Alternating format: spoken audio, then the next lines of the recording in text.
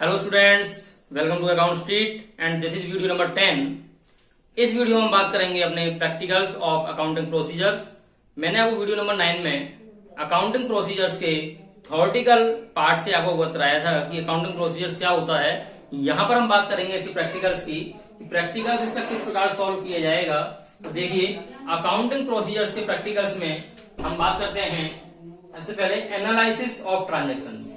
आपको क्वेश्चन में transactions given होगी और उस ट्रांजेक्शंस को आपको एनालाइज करना है, यानी विश्लेषण करना है कि ट्रांजेक्शंस को किस प्रकार से, इसमें कौन कौन से अकाउंट्स इन्वॉल्व होते हैं, कौन कौन से इस पर इफेक्ट पड़ते हैं, वो सभी चीजें यहाँ पर हम देखेंगे। तो आइए, क्वेश्चन आपके सामने है। देखिए, सबसे पहले एक छोटा सा क्वेश्चन हम ले लेते हैं, इसको हम एनालाइज करते हैं।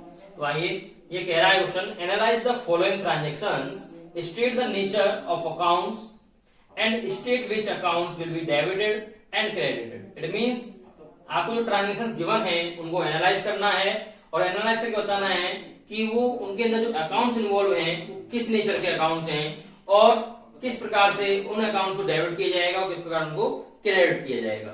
तो देखिए, सबसे पहले हम बात करते हैं ट्रांजेक्शंस की। तो आपको ट्रांजेक्शन यहाँ गिवन है, Mohit started business with cash 1 lakh rupees. Mohit started business with cash 1 lakh rupees. It means Mohit ने 1 लाख रुपए के साथ बिजनेस को स्टार्ट किया है। तो यहां पर ये कॉलम आपके एनालिसिस ऑफ ट्रांजेक्शंस के लिए होते हैं। सबसे पहला कॉलम है ट्रांजेक्शंस, जिसमें आप ये ट्रांजेक्शन नोट करेंगे। दूसरा कॉलम है अकाउंट्स इन्वॉल्व, कि उस ट्रांजेक्शन के अंदर कौन कौन से अकाउंट्स इन्वॉल्व हैं वो शो कराएंगे। एंड नेचर ऑफ अकाउंट्स, और जो अकाउंट इन्वॉल्व हैं उन अकाउंट्स के नेचर क्या है, वो अकाउंट्स असेट्स है, लायबिलिटीज है, कैपिटल है, क्या है, रेवेन्यू है या एक्सपेंसेस है, वो शो कराना है। एंड हाउ इफेक्टेड, वो उन पर इफेक्ट क्या पड़ रहा है, वो इंक्रीज हो रहे हैं या डिक्रीज हो रहे हैं, ये यहां शो कराना है। एंड डेबिट एंड क्रेडिट, ये आपके दो अमाउंट के कॉलम हैं जिनमें आप अमाउंट को शो कराएंगे। ओके, देखिए, सबसे पहले ट्रांजेक्शन में ध्यान देते हैं हम कि जो डेबिट साइड होती है वो पहले लिखी जाती है और जो क्रेडिट साइड होती है वो बाद में लिखी जाती है। इसका विशेष ध्यान रखना है। मैंने दोबारा बात करता हूं आपसे कि ट्रांजैक्शंस की जो डेबिट साइड होगी वो पहले नोट की जाएगी और ट्रांजैक्शन की जो क्रेडिट साइड होगी वो बाद में नोट की जाएगी। तो सबसे पहले आपका पहला पॉइंट जो आता है वो आता है आपका Mohit started business with cash. इसको हम पहले नोट करेंगे, Mohit started business with cash. Okay, ये आपने नोट कर लिया। अब इस ट्रांजेक्शंस को हम एनालाइज करते हैं। सबसे पहले अकाउंट्स इन्वॉल्व, इसमें कौन कौन से अकाउंट इन्वॉल्व होते हैं। तो देखिए, जब कोई व्यक्ति बिजनेस को स्टार्ट करता है तो ऐसी कंडीशन में जो उसके पास कैश होता है उस कैश को वो कैपिटल में कन्वर्ट करता है, उस कैश को कैपिटल में कन्वर्ट करता है। यानी कि जब उसने बिजनेस स्टार्ट किया कैश के साथ तो उसने पैसा लगाया, कैश लगाया। इट मीन वो कैश उसका कहां कन्वर्ट होगा, कैपिटल में कन्वर्ट हो जाएगा। क्यों? क्योंकि जो वो बिजनेस स्टार्ट कर रहा है उस समय पर जितना भी कैश या गुड्स लगाया जाता है वो सभी आपकी कैपिटल बन जाती है। वो आप पहले भी पढ़ चुके हैं। तो बिजनेस स्टार्ट करते टाइम जो भी कैश और गुड्स लगाया जाता है वो हमारी क्या बन जाती है, कैपिटल बन जाती है। तो इसलिए इसमें दो अकाउंट आपके इन्वॉल्व हैं। पहला अकाउंट आपका कैश और दूसरा अकाउंट आपका कैपिटल। दोनों अकाउंट मैंने आपके शो कराए हैं। सबसे पहले मैंने आपको बताया डेबिट साइड पहले नोट की जाती है और क्रेडिट साइड बाद में नोट की जाती है। तो देखिए, डेबिट साइड यानी कैश जब मैं लगा रहा हूं तो मेरे पास से क्या जाएगा और क्या आएगा वो देखेंगे। लेकिन यहाँ पर कैश को हम कैपिटल में कन्वर्ट कर रहे हैं, कैश को कैपिटल में कन्वर्ट कर रहे हैं, यानी कि कैश कहीं जा नहीं रहा है, हमारे पास ही है, केवल वो कैपिटल बन के आ रहा है। कैपिटल हमेशा क्रेडिट होती है। ऐसी कंडीशन में कैश आपका डेबिट होगा और कैपिटल आपकी क्रेडिट होगी। अब बात करते हैं इनके नेचर की। ये अकाउंट्स के नेचर कौन कौन से हैं। तो देखिए, कैश आपका एसेट्स होती है, ये एसेट्स नेचर का है। और कैपिटल स्वयं कैपिटल होती है। कैपिटल तो कैपिटल होती है, ना एसेट्स है ना लायबिलिटीज है। कैपिटल क्या है, कैपिटल है। ओके, हाउ इफेक्टेड, इन पर इफेक्ट क्या पड़ रहा है, बढ़ रहे हैं या घट रहे हैं वो हम देखना है। तो जब हमने कैश को लगाया बिजनेस के अंदर तो कैश हमारा बढ़ रहा है, तो कैश हमारे पास ही तो है बिजनेस में ही। तो यहाँ पर लिखेंगे हम इंक्रीज। क्या लिखेंगे, इंक्रीज। और कैपिटल भी क्या हो रही है यहाँ पर, इंक्रीज। कैपिटल भी इंक्रीज हो रही है, बढ़ रही है। ओके, डेबिट इसकी जो अमाउंट है वो अमाउंट डालेंगे, 1 लाख रुपीज की आपकी अमाउंट है। सो डेबिट में 1 लाख रुपीज और क्रेडिट में, क्रेडिट वाली साइड के सामने 1 लाख रुपीज। इस प्रकार से हम प्रत्येक ट्रांजेक्शन एनालाइज कर देंगे। सेकंड पॉइंट देखते हैं। सेकंड पॉइंट में deposited cash into bank for opening an account, यानी कि बैंक में अकाउंट ओपन करने के लिए हमने कैश को डिपोजिट किया है। तो सबसे पहले ट्रांजेक्शन को नोट कर देंगे, deposited cash into bank. Short language में आप लिख सकते हैं इसको, क्योंकि मेन चीज ये नहीं है, मेन चीज ये है। Okay, accounts involve. अब इसमें अकाउंट्स कौन कौन से इन्वॉल्व हैं? सबसे पहले देखिए, मैंने पैसा बैंक में डिपॉजिट कराया, जमा कराया। जब पैसे को हम जमा कराएंगे तो हमारे पास से क्या जा रहा है? कैश जा रहा है। और बैंक कौन हो गई? बैंक रिसीवर हो गई। मैंने आपको रूल्स बताए थे, रूल्स के अकॉर्डिंग हम देखेंगे। जो हमारे ट्रेडिशनल अप्रोच के अकॉर्डिंग रूल्स थे पिछली वीडियो में, उन पर हम थोड़ा ध्यान देंगे। जो रिसीवर होते हैं वो डेबिट होते हैं, ठीक है, और व्हाट गोज आउट, और जो वस्तु जा रही है वो क्रेडिट होती है। तो ऐसी ही कंडीशन में यहाँ पर हमने देखा बैंक क्या हो गई? रिसीवर हो गई, क्योंकि बैंक प्राप्त करने वाली है, प्राप्त करने वाला व्यक्ति डेबिट होता है। पहले हम डेबिट साइड में नोट करते हैं, इसलिए सबसे पहले इसमें बैंक को मैंने नोट किया, बैंक अकाउंट इसमें इन्वॉल्व है। एंड सेकेंड, कैश हमारे पास से जा रहा है, सो सेकेंड टाइम मैंने कैश को नोट किया। ओके, सो बैंक डेबिट हो गई, कैश क्रेडिट हो गई। दो अकाउंट हमारे इन्वॉल्व है इसमें, बैंक और कैश। बैंक क्या हो रही है? कौन सा नेचर की है बैंक? एसेट्स। बैंक आपकी एसेट्स नेचर की है, और कैश भी आपका एसेट्स नेचर का ही है। अब बात करते हैं इफेक्टेड। ये इफेक्टेड कैसे होते हैं? इंक्रीज क्या हो रहा है, डिक्रीज क्या हो रहा है? तो आपके पास जा क्या रहा है? कैश जा रहा है। तो इट मींस कैश क्या हो रहा है? डिक्रीज हो रहा है, कम हो रहा है। तो इसलिए कैश को हम लिखेंगे डिक्रीज। और बैंक में जा रहा है तो बैंक क्या हो रही है? हमारी बढ़ रही है। तो ऐसी कंडीशन बैंक को क्या लिखेंगे हम? इंक्रीज। और इनके अमाउंट्स को दोनों कॉलम में उसी के अकॉर्डिंग लिख देंगे। 50,000 रुपीज डेबिट वाली साइड में, डेबिट के कॉलम में, और 50,000 रुपीज क्रेडिट वाली साइड में, क्रेडिट के कॉलम में। ओके, आइए थर्ड पॉइंट पे चलते हैं। थर्ड पॉइंट कहता है withdrew cash for personal use. Personal use लिखते हैं पहले से हम, withdrew cash for personal use. Okay, shortcut में लिख दिया है मैंने 5,000 रुपीज। अमाउंट यानी लिखेंगे, आगे लिखेंगे withdrew cash for personal use. Personal use के लिए कैश निकाला है आपने, तो देखिए जब कैश हम निकालेंगे तो कैश क्या हो रहा है? जा रहा है, क्योंकि पर्सनल यूज के लिए निकाला है। तो इट मींस कैश क्या होगा? जाएगा, क्योंकि खर्चे के लिए कैश निकाला जा रहा है, तो वो तो पैसे खर्च होने हैं। इट मींस वो कैश हमारा क्या हो रहा है? जा रहा है, तो इसलिए वो तो क्रेडिट होगा। लेकिन डेबिट क्या होगा? जो पर्सनल यूज होता है, मैंने आपको सेकंड चैप्टर में समझाया था, जो पर्सनल यूज होता है हमारा वो क्या कहलाता है? ड्रॉइंग्स।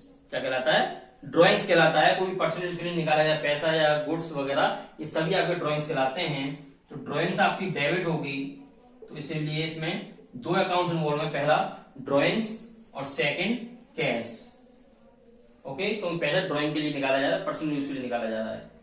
ड्रॉइंग आपका कौन से नेचर का अकाउंट है? ये आपके कैपिटल नेचर का अकाउंट होता है, क्योंकि ड्राइंग सीधा अपना कैपिटल से संबंध रखती है। अगर ड्राइंग आप कर रहे हैं तो कैपिटल आपकी डिक्रीज होगी, कैपिटल आपकी कम होगी, क्योंकि ड्राइंग हमेशा कैपिटल में से ही लेस करके शो कराई जाती है। तो इस पर विशेष ध्यान देंगे। ड्राइंग आपकी कैपिटल नेचर में डाली जाएगी, और कैश आपका एसेट्स नेचर का आइटम है। ओके, कैपिटल क्या हो रही है? हम ड्राइंग करते हैं तो कम हो रही है, डिक्रीज हो रही है, इसलिए यहां पर शो करा देंगे हम डिक्रीज। एंड एसेट्स क्या हो रही है आपकी? एसेट्स भी आपकी डिक्रीज हो रही है, क्योंकि पैसा आपके पास से जा रहा है। अमाउंट कितनी है? 5,000 रुपीज। डेबिट वाले कॉलम में डेबिट साइड में, और क्रेडिट वाले कॉलम में क्रेडिट की साइड में नोट कर दिया है। देखिए फोर्थ ट्रांजेक्शन क्या कहती है? Received a cheque from debtor Shyam 5,000 rupees. पहले नोट कर देते हैं, रिसीव्ड अ चेक।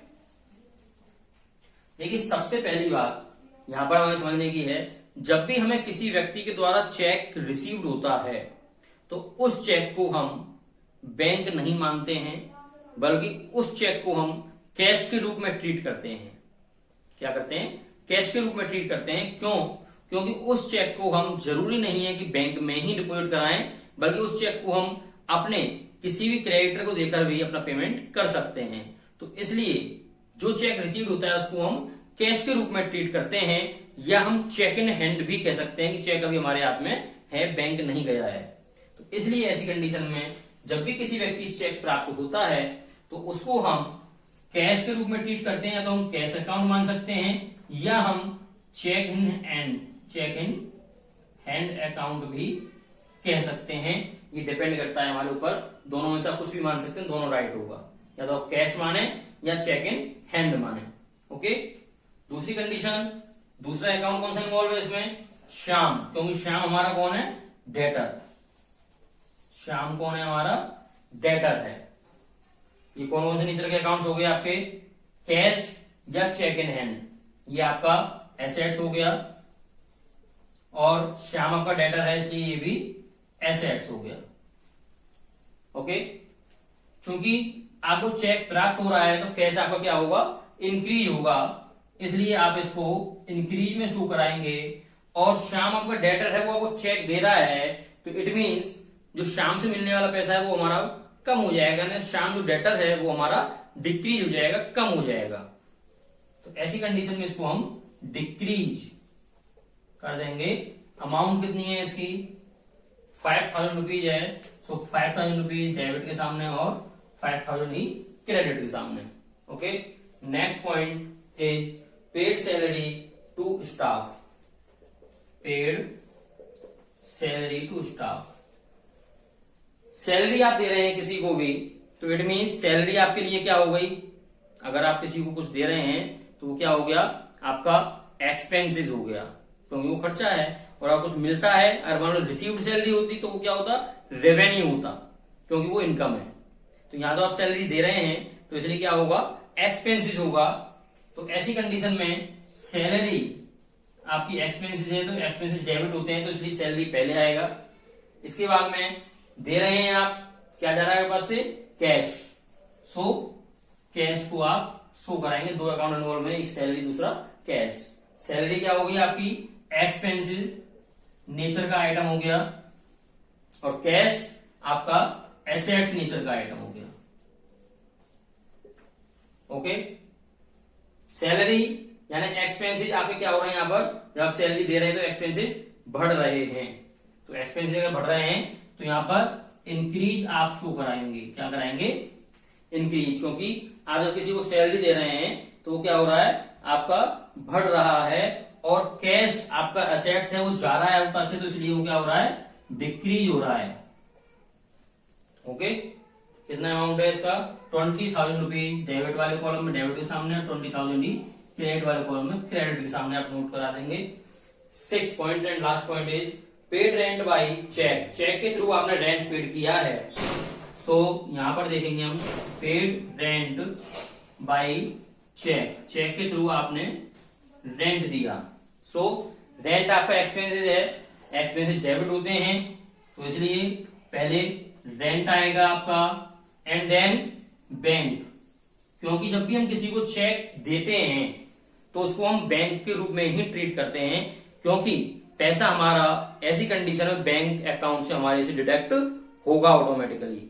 इसलिए ध्यान रखें, अगर चेक रिसीव्ड होता है तो हम उसको कैश के रूप में या चेक इन हैंड के रूप में ट्रीट करते हैं, लेकिन यदि हम किसी को चेक दे रहे हैं तो ऐसी कंडीशन में हम उसको कैश या चेक इन हैंड के रूप में नहीं बल्कि बैंक के रूप में ही ट्रीट करेंगे, क्योंकि चेक कोई भी ले जाए पैसा हमारा बैंक अकाउंट से ही डिडक्ट होना है।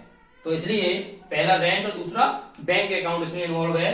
किस नेचर के हैं, रेंट आप दे रहे हैं तो इसलिए आपका एक्सपेंसिव नेचर का हो गया, लेकिन ध्यान रखें अगर रेंट आपको रिसीव्ड हो रहा होता तो वो किस नेचर का होता, रेवेन्यू नेचर का होता।